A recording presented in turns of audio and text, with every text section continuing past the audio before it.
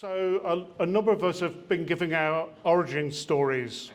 So mine is, when I was allowed into the adult library, I started reading science fiction writers in alphabetical order. So I read Asimov, one book. I read Bradbury, one book. I read Clarke, one book. And then I got a book out of the library called A Philip K. Dick Omnibus, which is cheating because it's 3 books. And it contains Cracking Space, The Unteleported Man, and Dr. Futurity. Despite this, filling your own conclusions, I have, of course, written on Unteleported Man, analysing and the rather complicated textual history and trying to make that history make sense in science fiction studies. I'm sure a PDF of that could fall off the back of a lorry if anybody wants a copy of that. In my memory, and this is probably a false memory, as I was lying on the sofa reading Cracking Space, a friend had given me some copies of some fanzines, I think British Science Fiction Association news magazine, and I opened that to find that Philip K. Dick had died. Now, this would obviously not have been in March '82, it would have been 6 months, 9 months later, but my memory is that I read his books just as I discovered he died. So I went on to do a PhD on Philip K. Dick, and just as I started that, they had the Philip K. Dick, a celebration event at Loughton College, at Epping Forest College, Loughton, just outside or just inside the M25, northeast London. And there was also a 10th anniversary of his death event at the ICA in London in March '92. A few years later, having singly failed to publish the PhD, again, lorries can be found for the PhD to fall off the back of.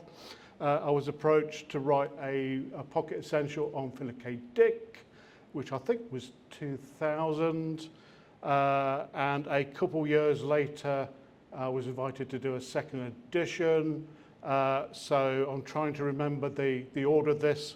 By the time of the second edition, Gather Yourselves Together had come out, and Voices from the Street was due any day now, which explains why there are 2 entries for Voices from the Street in the second edition. The write-up of it having not read the novel, and I think at the back the write-up of it having read the novel. I was commissioned by, I'm going to get it wrong, University of Illinois Press to write a Modern Masters of Science Fiction on Philip K. Dick. That did not happen for reasons that I possibly need a drink to explain. But the headline is, I was called a war criminal. So that kind of soured the whole project for me. I was sure it was going to happen, but I wasn't actually doing anything like rewriting the version they didn't like. So, and I suppose just to bring up to date, I'm one of the few people who have been to see the play of Minority Report. I thoroughly recommend you don't. But your kilometres will vary. So I've gone high tech here, or I should also say plug, plug, plug. You were trying to define postmodernism earlier. There's some very good pocket essentials on postmodernism that I thoroughly recommend, but it's probably out of print. Hot off the press, the very reasonably priced new Routledge Companion to Science Fiction, a snip at $220, buy 2 copies, buy them for all your friends. We've been working on this since before the end of the world, and it finally came out. I'm so relieved that I don't need to worry about it ever again.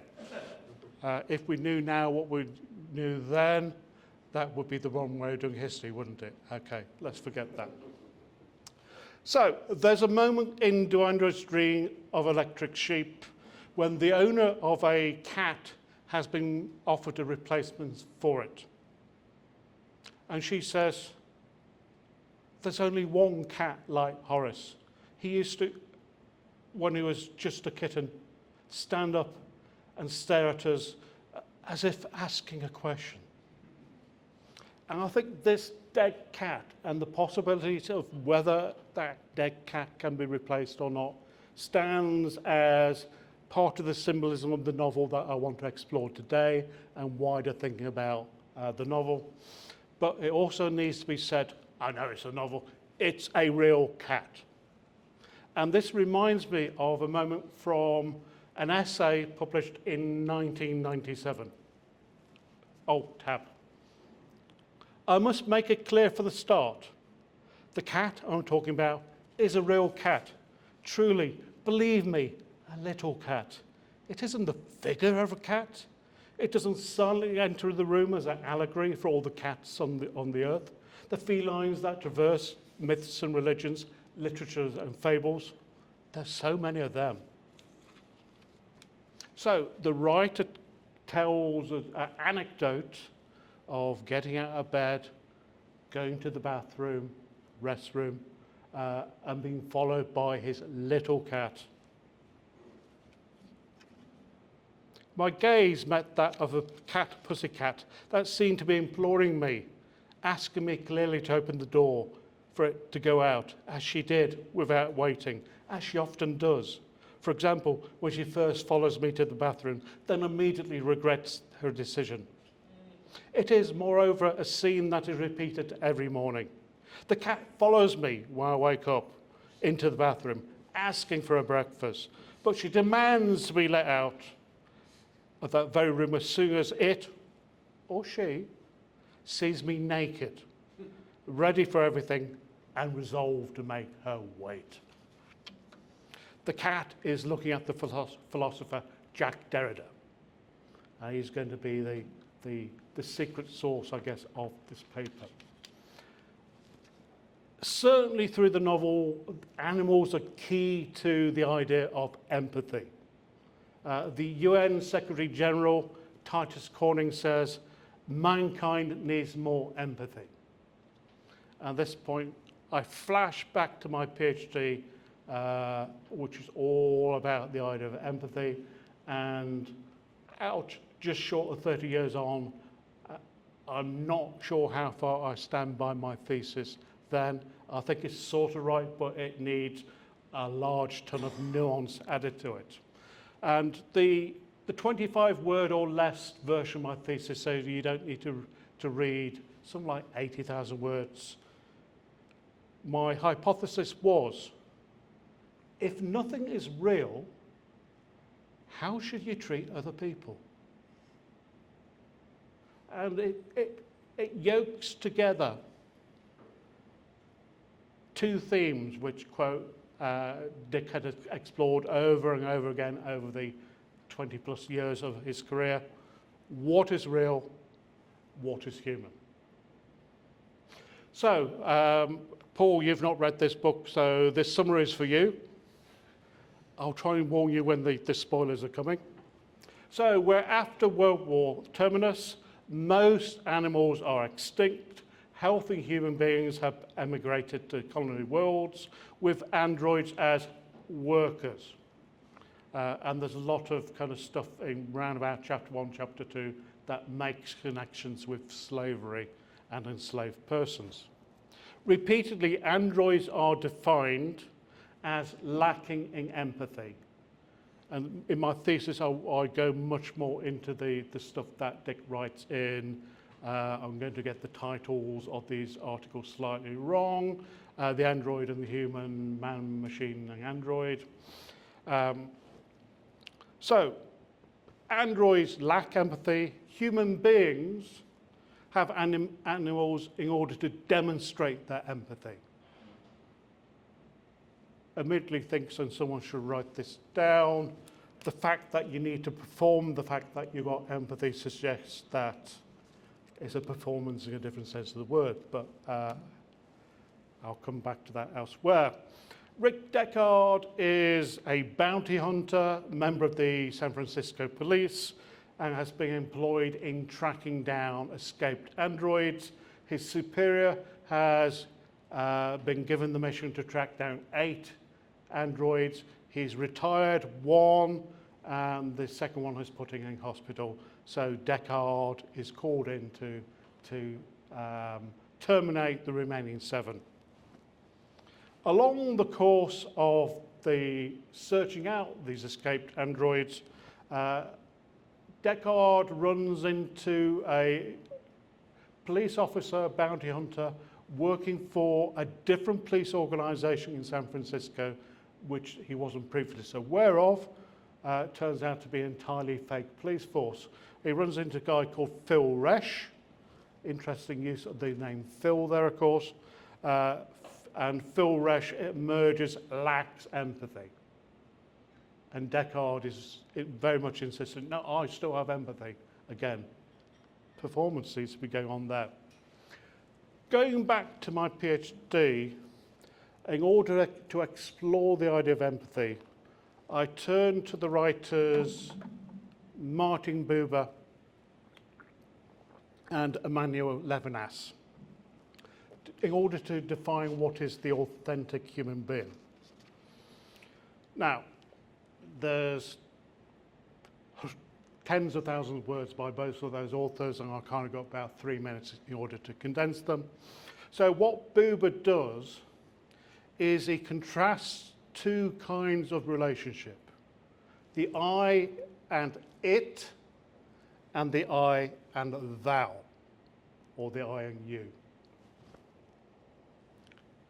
I-it relationship is the relationship between you and an object. So I have an I-it relationship with this bottle of water, which I'm hoping I don't knock over all over the script. That bottle of water doesn't care anything about me. Right? It's a one-way relationship. In a I-you relationship, I-thou relationship, it's two-way. Right? I might care, have concern, have empathy with you. You might have care, concern, empathy with me. It's a two-way process. So if you treat somebody like an it, you're treating them like an object. If you're treating them like another human being, like a thou, it's a two-way reciprocal relationship. Dick mentions Buber a number of times. I've not gone through the exegesis to see whether there's mentions there, but in the Man, Android and Machine speech article, he talks about his left and right. This is part of the vitamin C experiment. He talks about his left and right brain communicating in a Martin Buber I and thou relationship. A couple of times in Divine Invasion, one of the characters mentions Buber as a sweet man, a gentleman, God rest his soul. And I think Buber is one of those kind of incarnations of the people that get what's been going on over the centuries.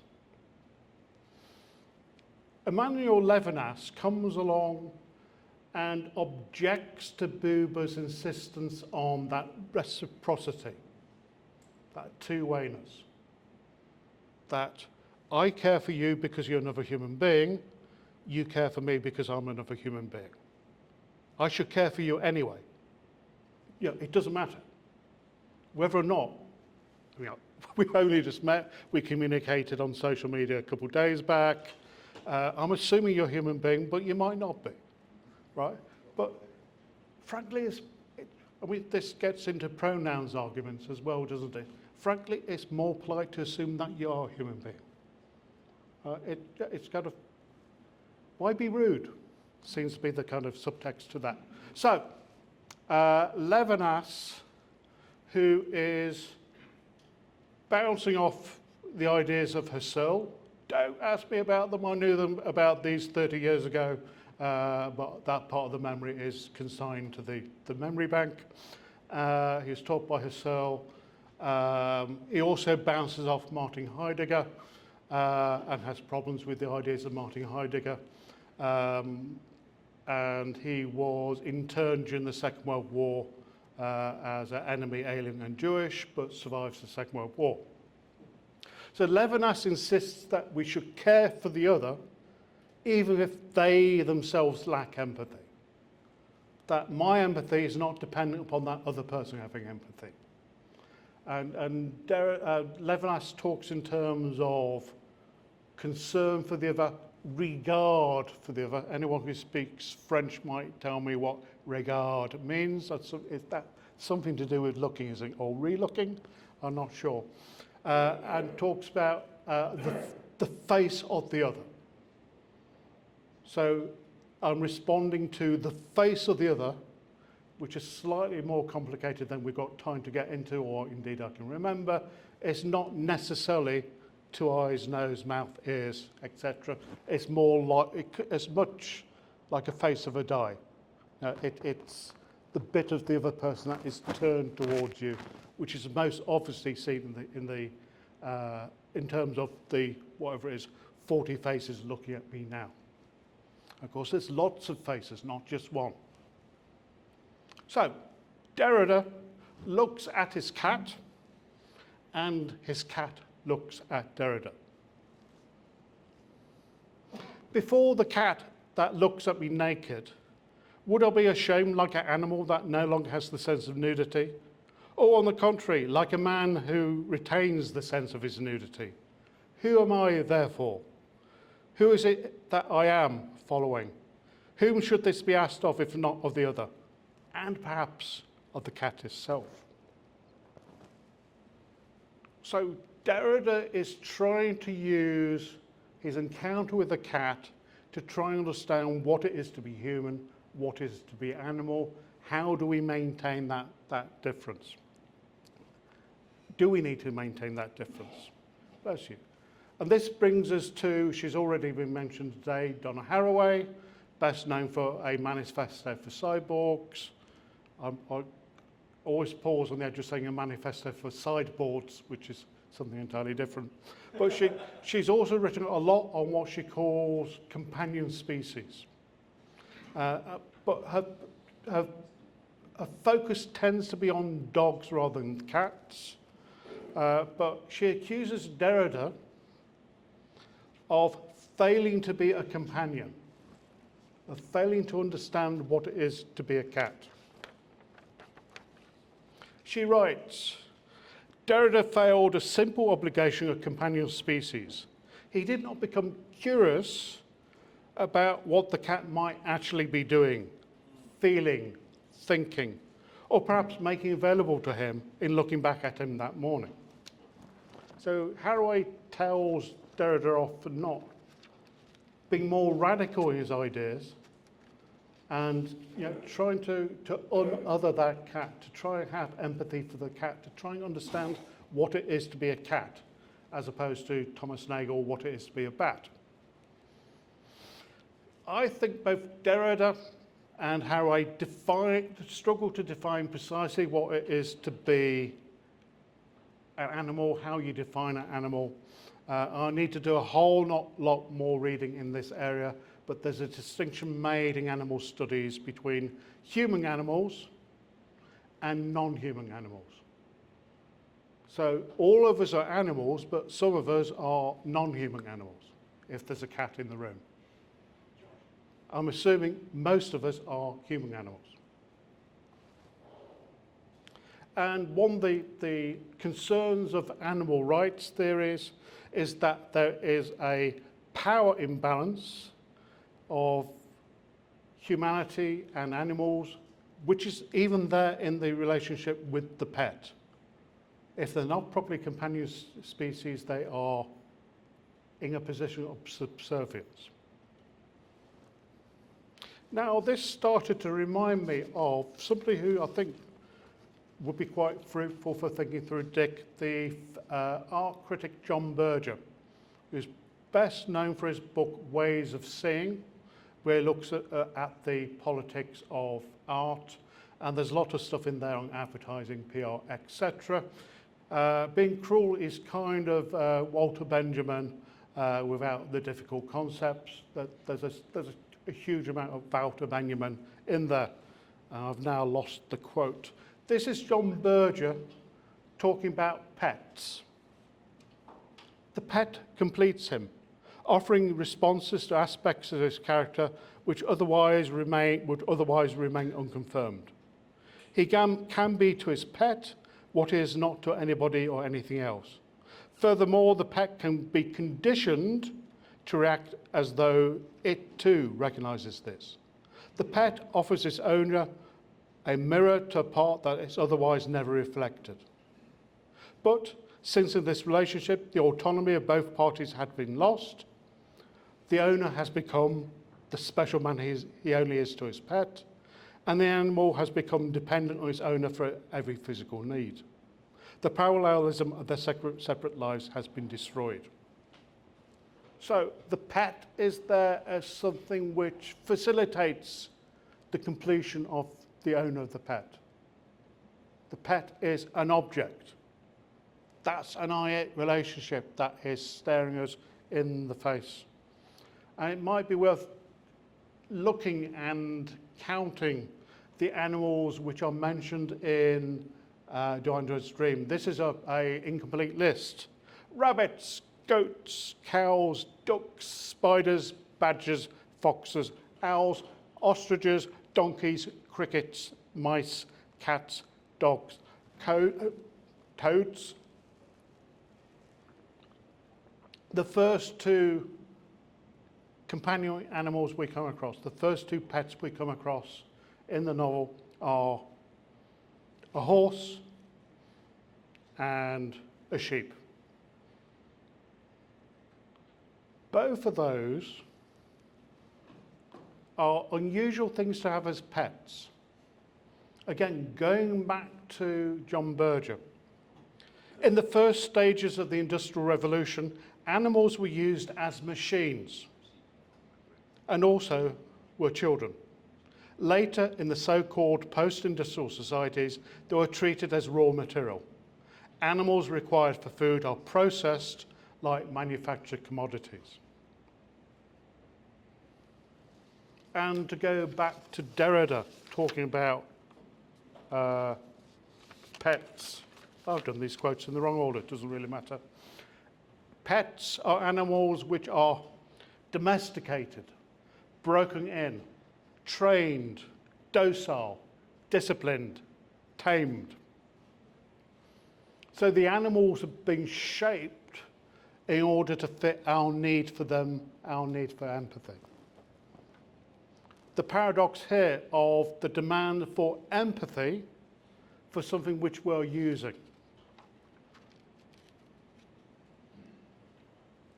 Insert footnote, this is at the root of one of the roots of Levinas's disagreements with Heidegger. That Levinas's thought about Heidegger was that there was too much of constructing of other people as things to be used, as opposed to a more caring relationship. And obviously caring for animals is something that goes throughout the oeuvre of Dick. If we go back to Rug and Beyond Lies the Wub, in different ways we're exploring empathy with the animal. We're, in one case, literally being put in the place of the animal. The other story is from the point of view of an animal. And reading all this, you kind of wonder why Dick was not vegetarian. It would have been, I presume, pretty difficult to be vegetarian in the 1950s, but not impossible. In contrast, the androids don't like animals.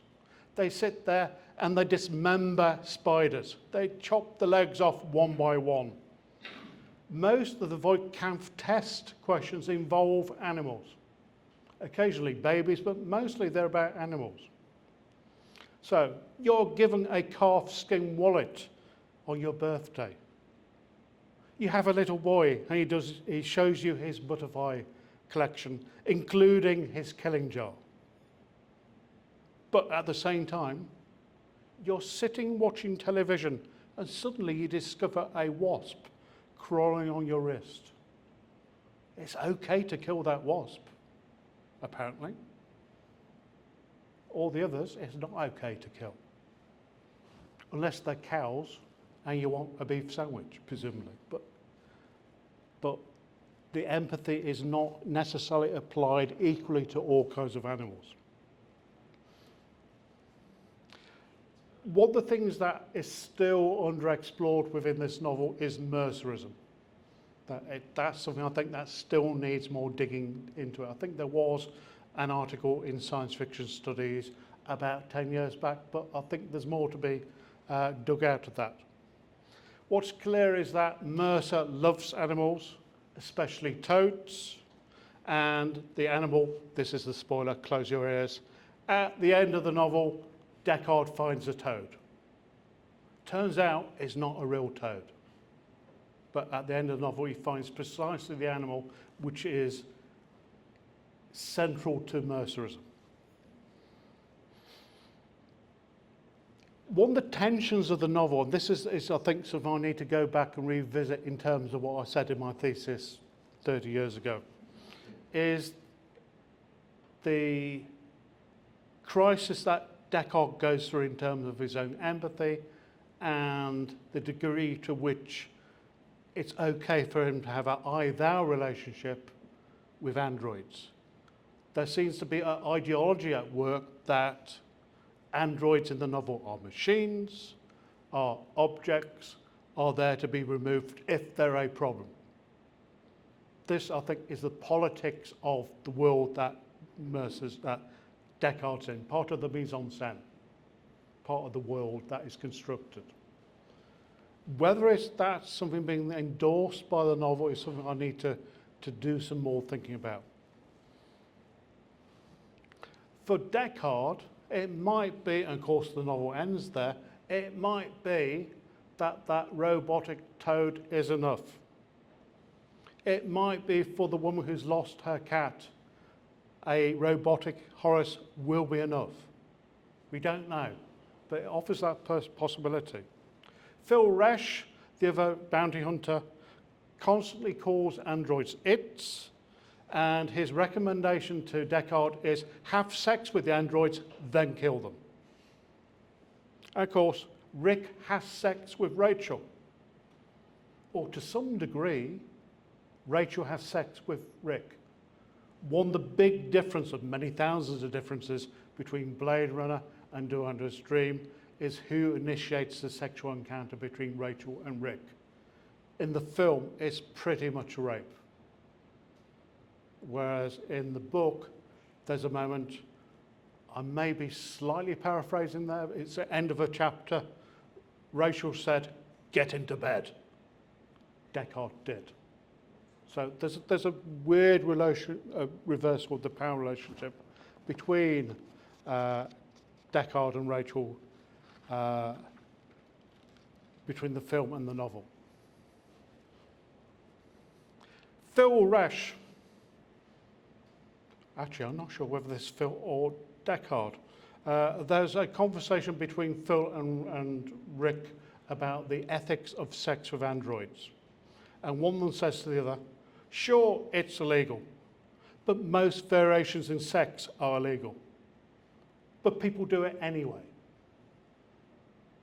And this takes me down a bit of a rabbit hole that I need to go further down, of thinking about sex with animals, bestiality and buggery.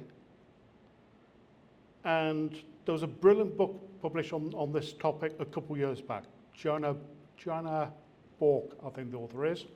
And she points out that there's lots of states in the United States where sex with animals is actually not against the law. There's no legal statute that says thou shalt not. And a number of states have tried to introduce a law and then run into the problem of how do we define sex with an animal that doesn't make the entire meat industry illegal? That's going to be a problem. I don't want to do much thinking about this right now, but presumably that artificial insemination. Animals do not consent to artificial insemination. Can an animal give meaningful consent? Bork talks about situations where a dolphin, and I'm trying to tread as lightly as possible here, a dolphin swims up to somebody in the sea and is friendly. Again, I'm paraphrasing. Somebody who was swimming with dolphins felt that the dolphin had a useful handle to hold on to.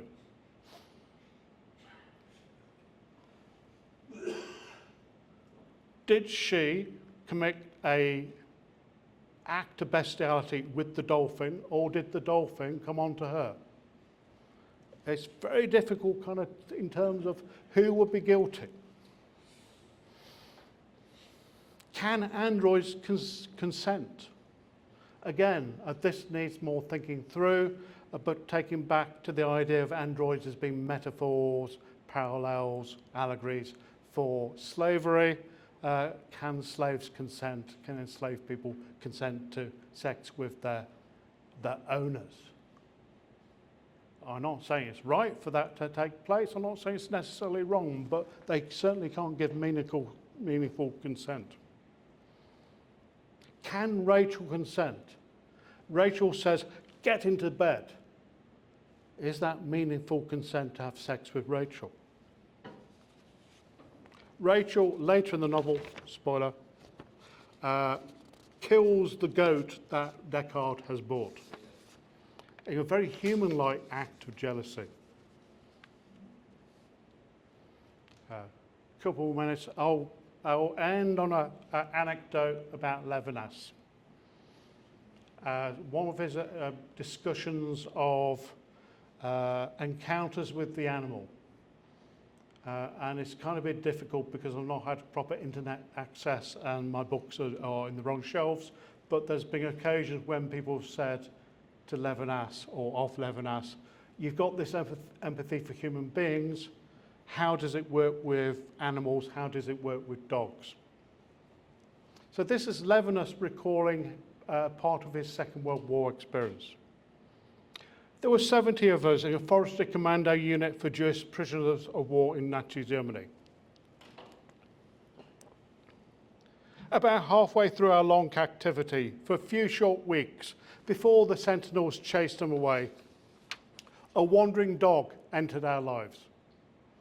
One day he came to meet this rabble as we returned under guard from work. He survived in some wild patch in the region of the camp, but we called him Bobby. An exotic name, as one does with a cherished dog. He would appear at morning assembly and was waiting for us as we returned, jumping up and down and barking in delight. For him, there was no doubt that we were men.